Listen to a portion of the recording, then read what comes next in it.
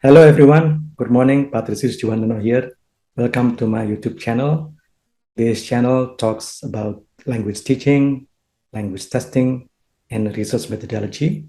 So if you are interested in those topics, please subscribe to my channel. Today I'm going to talk about introduction to research methodology. I'm going to introduce to you some concepts, some important concepts, which you will find important when you want to understand further about research methodology. So please follow my presentation. Okay, everyone. So this is a topic for today, Introduction to Research Method. And that's my name and the faculty where I work at Universitas Madjong in Malang. Now, there are characteristics of good research. First is it is systematic. By systematic, it means it follows a clear procedural rules. So there are steps that you have to follow when you want to do research. Second is it is logical. It proceeds in a clear step-by-step fashion from stating the research questions to collecting the data and analyzing the data. So it's systematic and logical. And then it is tangible. It works on data collected from the real world. You just cannot do research by imagining stuff, by imagining things. Yeah, you have to go to the field. You have to gain the data from your respondents or from by reading some materials, novels, poems, maybe, or even movies. But the point is that you have to go out there in order to collect the data from some tangible objects in the world. Okay, and then the last one, it is valid. So every step that it takes, it guarantees a result that is trustable. Yeah, trustable is when people look at your and read your finding or read your report, people can believe that it is true. Every step that you take in the research procedure guarantees that it is true.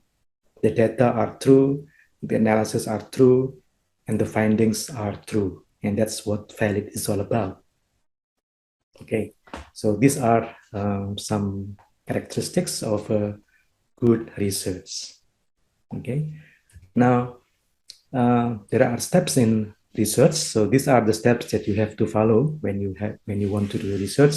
First is you have to determine the research question. For example, what is the effect of online game on students' vocabulary knowledge? This is actually a research problem. You have been thinking about this for a while, and then you state it as your research question, which is what is the effect of online game on students' vocabulary knowledge? This will be the first step in research. Determine the research question. Okay?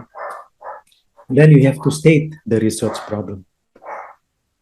Basically, this is just converting from question to statement to determine the effect of online games on students' vocabulary knowledge. Okay? Then you have to review relevant theories and previous studies related to that research problem. So when you want to do research, inevitably you must read theories. You must read in order to gain some knowledge about theories. Theories will be important for your research because later it will help explain your data, it will help you analyze the data, and it will help you discuss the findings. Okay. Also, previous studies is important. Previous studies are studies or research that has been done by other people in the past. Usually you can find them in some journals, and you have to read them in order to enrich your perspective, your knowledge about research or studies that other people have done in the past, which are related to your research topic. Okay. Then first, the next one is you have to construct the instruments for data collection. See, you have to construct questionnaires, you have to construct some tests if necessary. You want to construct some interview guidelines, interview questions, which later will be used when you are interviewing someone. You have to develop observation guidelines. Yeah, in research, you observe. You do not merely see and watch, but you observe. By observe, it means that you have to record whatever is being observed into some kind of notes, and the notes have to be systematic. You do not observe randomly. Yeah, you have to observe certain specific things which are related to your research topic. That's observation. Okay, and then you have to determine the respondents, the sources of the data. You have to determine who you are going to study. Maybe the students, maybe the teachers, maybe some people out there, or some sources of other sources of data. For example, novels, movies, poems. Yeah, those can be the sources of your data. It can be inanimate or it can be animate, like human beings, other human beings. Yeah, and then you have to collect the data. You have to use the instruments in order to gain the data. And then you have to analyze the data. You go back to your laptop, you open the statistical applications, statistical software, you code the answers from the respondents, and that's analyzing. Yeah. Then you have to write the report or the entire thesis. So those are the steps that you have to do, that you have to go through when you want to do a research. Okay. Now, okay, these are some major concepts of research. First is data. What is data? Data is actually anything, can be scores, linguistic features, or verbal description that you gain from the field or the respondents to answer your research problem. So it's basically anything that you gain from the respondents, that you gain from novels that you are reading, or from the movies that you are watching, in order to answer your research problem.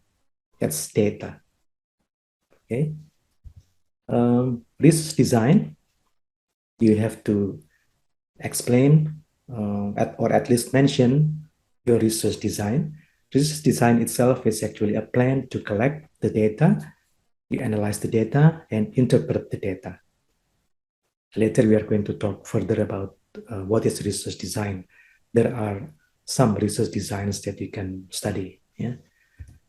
And then the population is actually all members of certain community which is being observed. So all member, yeah, all. So for example, if you have a high school, say high school X, and high school X has 560 students, those 560 students are the population because they are all the members of that high school. Okay. Okay. Sorry about that jumping from one under the one below to the next one. Okay, variable is characteristics that vary over time. So, for example, health. Somebody's health might vary over time. This week he feels fine, but the next week probably he feels a little bit down, not quite in a good shape. Yeah, so it varies. Self-confidence is also a variable because it varies. Yeah. Student scores is also a variable because they can vary from time to time, okay, or from one subject to another, yeah? Or among individuals. See, height. You are taller than me. Your father is probably taller than you. Your friends are probably shorter than you. So quite a variation here, yeah. Also scores, yeah. Your friends, your classmates might score 560, you might score 910. So those are also things that vary, things that are different. We call that variable. Yeah. These characteristics are usually the focus of research and is reflected in the title. If you write a title in your thesis later, some of the words may reflect your variable. So, for example, the effect of online game on students' vocabulary knowledge. Here, the online game is a variable, And also students' vocabulary knowledge is also a variable because there are things that might vary from one person to another or from one time to another time. Okay, that's variable. And now quantitative, what is quantitative? Quantitative is actually a type of data. A type of data in the form of numbers, in the form of figures, in the form of scores. Those things that you can perform mathematics operation on. Yeah, you can add them, you can multiply them, you can divide them. These are quantitative data. Now, as opposed to that, there is a qualitative data. Qualitative data is a type of data in the form of non-numerical items. So, for example, sentences, utterances, symbols, verbal descriptions, essays, poems, song lyrics. Yeah, those are qualitative data because they are not expressed in numbers. And you cannot add one to another the same way you add 1 to 2, for example, or 1 to 3, or multiply 3 by 4. Yeah, so this is qualitative data. Anything other than numbers. Yeah. Now, in contrast to population, we have sample. Now, sample is actually only some members of the population that are selected and examined further.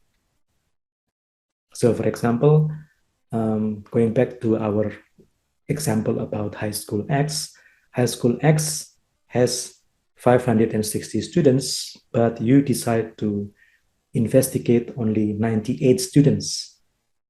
Now, those 98 students are part of the 560 because they are a smaller part of the population, then they are called sample. Usually, researchers work with sample rather than population because it's going to be too costly, it's going to be too tiring to examine all the population, all members of the population, and therefore they choose the sample to work on. Okay. Now, data analysis. What is data analysis? Data analysis is actually breaking down the data to see their parts and how the parts are connected to each other. See, you break down the data. You've got the data from the respondents from the field, and then you have to break them down, and then you have to see their parts, yeah, and you have to identify or determine how the parts are connected to each other. And that's basically data analysis. You break down the data and you see beyond the data in order to see how they are related to each other, how they explain a phenomenon. Okay. Now, in order to do the data analysis, commonly you use statistical procedures if you are doing quantitative research, or you do coding. Coding is typically done for qualitative research. If you are doing literary analysis or a discourse analysis or communication analysis, quite likely you'll have to do qualitative research. And in qualitative research, you work with qualitative data, and therefore you use coding to analyze the data. Okay. Yeah, exploratory. Yeah, this is kind of research. This is a kind of research which aims to generate hypotheses, which then develops into theories. So if you are doing exploratory research, you have to generate hypotheses from the data, and then you develop the data into theories or hypotheses. That's exploratory. Explores. You explore a certain issue in the field. Okay. Descriptive research is another kind of research which aims to describe characteristics of a certain material, say book or movie or a song, yeah, or a certain community or certain individuals. So this is descriptive research. You want to describe some characteristics of a community or of an object in the field. Yeah. Now, another type of research is what we call confirmatory research. By this, it means a research which aims to confirm whether a theory is supported by data or not.